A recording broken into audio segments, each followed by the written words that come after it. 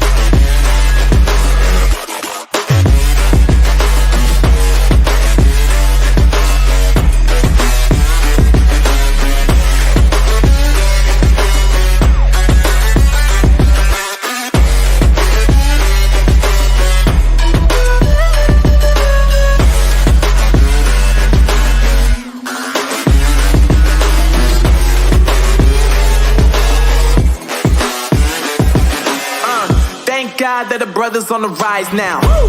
Endless celebrations all in my house. Levitating now, I'm super duper fly now. London boy, but DC where I reside now. Put the time in while you always yelling time out. And quit it, cause I know I'm coming with it. You were sitting, you were wishing I was handling my business. Now I got the ball like Harry Potter playing Quidditch. And my business is humongous, you would think that happens in there. Oh man, I'm all that, yeah, I'm all that. Looking for that whip, yeah, that what you call that. I'ma blow up in the summer, have him yelling fall back. And I've always been ahead like an effing ball cap. Man, I came in the game like, whoa. Got a couple chains on me cause I like gold. They told me I'm the best and I told them I know. Cause when I'm in your town, every ticket I sold. Yeah, they saying I'm the man. Facts, bro. Lot of haters, tell me where they at though. I'm the new pop, all I do is rap though. Want me on your song, throw a couple stats, yo. Woo! Everybody wanna do the same thing. That's why we ain't on the same page.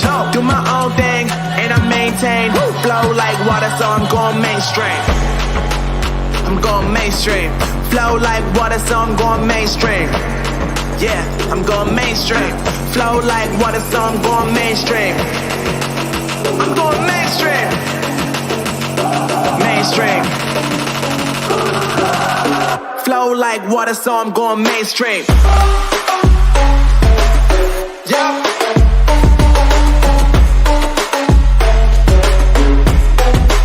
I'm going mainstream. Damn. Flow like water, so I'm going mainstream. Said self. All right. I was evicted when I was 14. We were kicked off the island. We couldn't live in Hawaii. Had no place to live. A lot of shit happened then when I moved to Nashville. I was arrested multiple times by the time I was 16 years old. I would remember that. My dad, in his pickup truck, came down 4 o'clock in the morning, picked me up in Miami from Tampa. We lived in a little apartment in Tampa. He drove down in his little pickup truck to Miami to get me when I was cut from the CFL. And I thought, well, I leave home like you guys left home. I'm ready to tackle the world, to get after it, achieve my dreams and goals. Crushed by 22, 23 years old. Now I got to move back in with my mom and dad. I played on great teams though. Wait a second, this is not supposed to be my future. I'm supposed to be in the NFL right now. I'm supposed to be making a lot of coin and buying my parents, buying me, taking care of my wife, but it never happened. So I pulled out my wallet. I thought, well, let me see how much money I have. I opened it up. I had a 5, a 1, and change.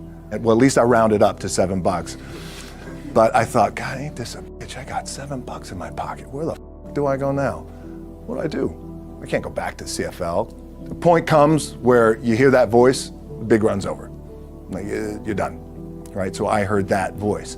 So as Coach was saying, man, I hold on to that. I'm telling you, I keep, my back is up against this mother. We laugh, we joke, we have a good time, but my back is still up against this mother. I do not forget it. What this also helps me do, and again, it works for me, is at some point, you gotta be tired of not being number one. You have to be, and you gotta play angry, and I play angry. Now, I'm cool and calm with my approach, and when I step out on my field, which is a set, or, you know, like, there's some, and you're always gonna have haters, and haters are like, well, God damn, man, how many movies are you gonna make, or how much shit are you gonna do? Like, you do a lot of shit. I say, yes, it's my ambition. Of course, why not? I could do it. Yeah, I love what I do. And not only that, but in what world do we not work every day? My back is up against this thing, you know, and I started to play angry, by the way, and I still play angry. My last match, Brock Lesnar, transitioned, and I realized if I had to be great at something, I wanted to be great in this world of Hollywood and movie making and producing and entertainment, I had to commit, and like you guys have to commit. Obviously, you commit to something, commit to the goal. So I quietly retired. 2 years later, I thought, what did I do with my career? Because my movies were not doing well. I was written off. It was around 2006, 2007. I was like, I left, I pulled a Jim Brown. I left when I was on top, like number one in the wrestling business, and I left. It was a ballsy, gutsy, some call it stupid move, but I had to commit and I had to follow what was in my gut. What helps me is to keep the hard times in the front of my mind, because it allows me to go into these big moments that I've worked my ass off, and you guys have worked your ass off. It allows me to go into these big moments with a different perspective. What it also does for me, and again, this is what works for me. Like, my back is up against this mother. Every day, it's against this wall. But it's up against this mother, because it's what I believe in. And when my back is against this mother, then there's nowhere to go. But that way, that's it. Doesn't mean you don't smile, doesn't mean you don't laugh and joke, right? You're happy, I'm a happy guy. But when it comes to business and when it comes to executing, it's up against this. And I gotta go that way. And I don't give a fuck who is in front of me. They're not gonna stop me. The key for me was, where does it start? What's the anchor? What's the anchor? So I could have all these ambitions, and you guys have all these ambitions, which is great. It's important. I'll play this role, you'll play that role. I'll execute this thing and it'll come out this summer. You guys will execute this thing during the summer, right, when it's time to really put in a lot more work. But the key with me is just always finding what the anchor is. And the anchor is getting up at 4 o'clock in the morning every day before anybody else and grounding my thought process is in the no one will outwork me. No one. I love and I respect you guys. You motherfuckers won't outwork me. All starts with this. 2 hands, putting it to work. My last match in WWE, I'll share this with you guys too, is that, again, because there's a little bit of takeaway here from all this, is I wrestled John Cena. And I went in, I think it's 2013, I went in WWE champion, and we went in MetLife Stadium. We had a record-breaking attendance, which was amazing that night. We accomplished our goal. So I wrestled with John Cena. We had 45 minutes planned for the match. It's nonstop go, right? So your conditioning is tested. And at that time, I wasn't full-time in WWE. I was just doing these spot matches where I was still shooting G.I. Joe, I think, or Pain and Gain at that time. It was Fast and Furious 6 in London.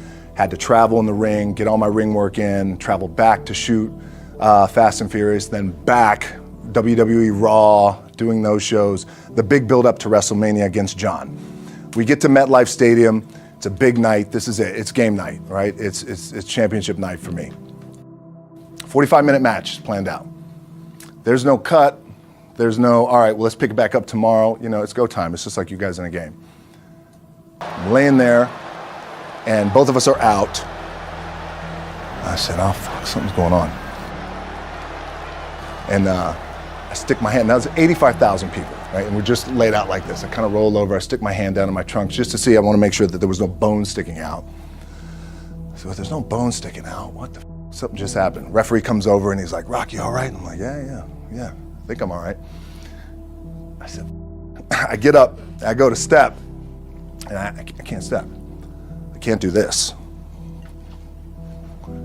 I have to use my leg like momentum. I gotta do that. So now in that moment, and you guys are gonna have these moments, you probably already had them already, where you're in the game and you're in the thick of things, and you gotta make a decision. What I gotta do? I'm gonna stay in the game, committed to the team, I committed to my team, the whole entire roster, right? So I could tell the ref says, are you okay? And I have one moment. In this moment, it was a defining moment. I could either tell him, no, I'm done. He gives the signal, match is over. Or, let's keep going. We have this decision. And I said, no, let's keep going. I said, how much time is left? He's like, 32 minutes. I'm like, okay. Rest of the whole match, couldn't move, doing everything like this. I'm getting scared because I'm thinking, man, well, what happens if I pinch something or something like, I don't know, your mind starts fucking with you in the moment. There's 85,000 people, your adrenaline's rushing. Thinking, man, what happens if I'm gonna lose my leg or some shit like this, if I've just done something to my artery? Final move of the match is his big finishing move. And I remember I'm getting up and I'm turning like this because I have to fall into him. He's gonna hit me with his big finisher. I remember turning into John and he says, and I remember thinking to myself, God, please don't let this be too bad. Just take care of me. Take care of me. Bang! Comes in the back, I get to the back, I can't move. Now I'm getting a little nervous. Get on a jet, rushed home to my doctor's down in Florida, and get an MRI, find out that I have completely torn my adductor, the top of my adductor and my top of my quad off my pelvis.